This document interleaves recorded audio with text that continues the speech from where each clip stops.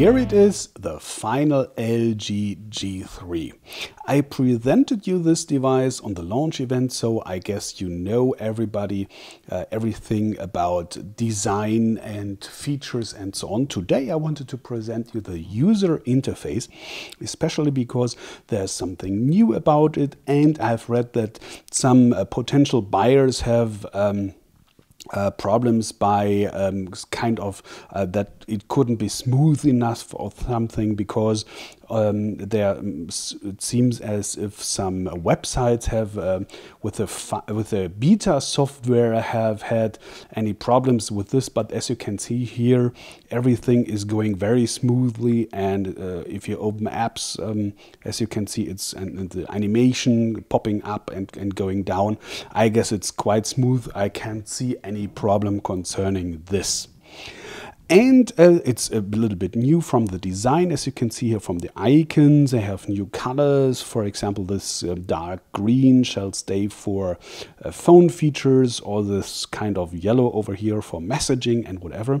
And being on messaging, there we have the first big something new I wanted to show you, because you now can change your keyboard even more than before. First of all, you can have it bigger if you want to, or smaller if you prefer to. So everybody else says, oh, I do not know, I have small fingers, I use the small one.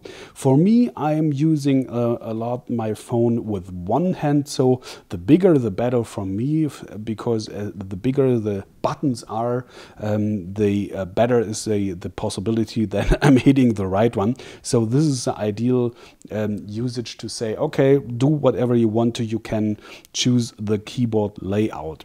And this is concerning the bottom row too. As you can see here, the language choosing button is fixed. You can't switch to this one, but all those three over here. So if I said this is, I want the big space bar over here, so leave it like this. Or if you say, I want to have this, for example, for the first one, and the button for the second one on the long press, of course, you can switch this too. And here on the settings keys, I want to have handwriting, for example, because I'm used to do so. I do not know. I'm choosing this one. Okay, this is the first. The second is you have to let me see where this path input. So this is it's not activated out of the box. So if you want to use kind of swipe input on your keyboard like this one here, you have to activate it in this over this option there. Second thing you should know is if you're having a Word whatever and have some content in this line over here, you now can choose with just a swipe of your finger what you want to have. And if you have several words over here, you can choose with the position of your finger where you start. So if you want to have studio, just do like that, and you have chosen studio over there. And if you're just having typed a lot of text and realizing that, oh, well, there's a mistake, I have to change something, you know this problem by positioning the cursor exactly where you want to. So there's something new with the space bar over here. If you hold this pressed, you can use it like a kind of mouse pad, not in the vertical manner, but in at least, oh, what did I do? Let's go back, but in the horizontal way. So if you want to get your cursor exactly between the Y and the I, something like that, you're getting it a little bit easier in this manner than just putting around your finger over here as in former times. And for those who do not know or not familiar with the LG devices, there is way more you can make individual way from your phone. First is No, this is the best. We're coming back to the lock screen at last.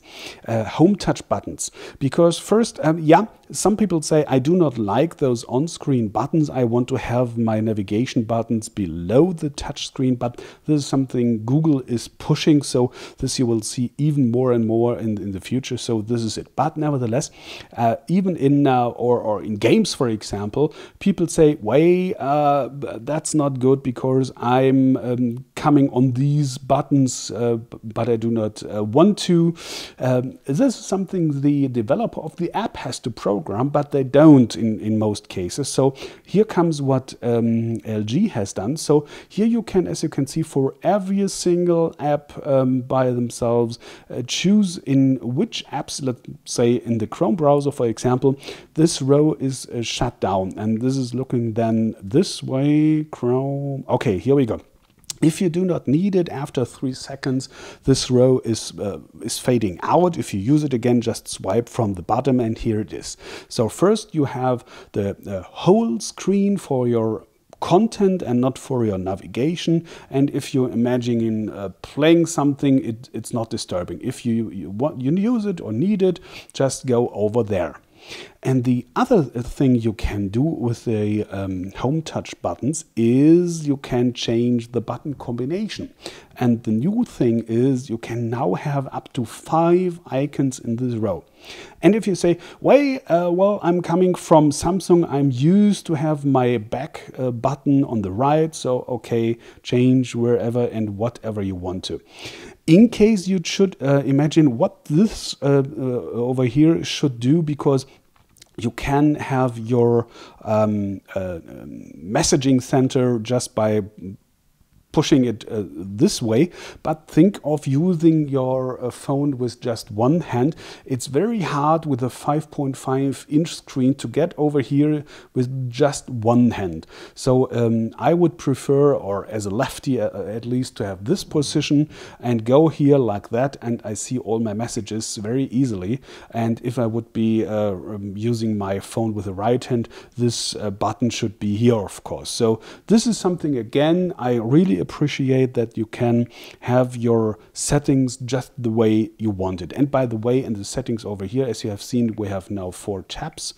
This is something very small, I know, but nevertheless, it's staying there where you left the position at the last time. I know a lot of user interfaces that don't. So every time you're starting again your settings, it's starting on the top. So you're scrolling and where the hell was my option 47? I do not know. So this is something great. So just open your settings and you have exactly, just without scrolling, just in your site, what you need most, or your used last at least. I know it's a small one, but the small things are the best. Just like putting, for example, the buttons on the back. This is a great thing too. But there is more. First, of course, you have, again, those split screen. It's called dual window. So first app and second app, and going here and now, hello. Yeah, here you see that you can choose your the size of your two windows. And being here in the task manager, this is something new too, that you can now choose how big the screens shall be. So now you have 1 in a row, now you have 2, and this is the smallest one. You can choose if you want to have more of that or just clear all. Here we go. So but as I promised, last thing shall be the knock on and knock code, because there's something new. Because first of all, this double tap, you know, this is knock on, and there is something display lock screen that's called knock code. In case you know it, you don't, because this is new. In former times, you had the chance to type in a 3 to 8 kind of knock code like this. And in former times it was that you had to imagine that we have 4 quarters on the lower half of your display, like this one over here, and that you have to precisely go in there. Now it's different. No. Knock code.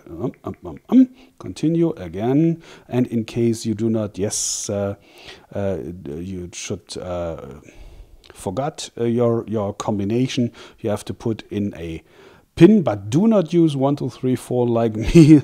That's stupid, I know, but nevertheless I wanted to just show you in this demo quickly. So in former times you had to now precisely use the quarters to hit and your combination. Now you can do it everywhere on the screen and in every size. If you like it big, or you're thinking of again just using it with one hand, just in the size and in the position wherever you want it, the software will recognize it and check it and unlock your device. This is again something really tiny and small, but extremely helpful, I guess, and comfortable, especially think of using it with one hand. Yeah, well, there are dozens of new features like these smart notices, the kind of Google Now, but I do not see any advantages at the moment to Google Now, so I do not show you, and dozens more, so this video would have taken 1 hour or so. I just wanted to present you the highlights, for example, and I hope this is enough for you at the moment for the UI and the first impression. If you liked my video, so please do not forget to recommend my channel and to subscribe to it. I say thanks in advance. Thanks for watching and take care.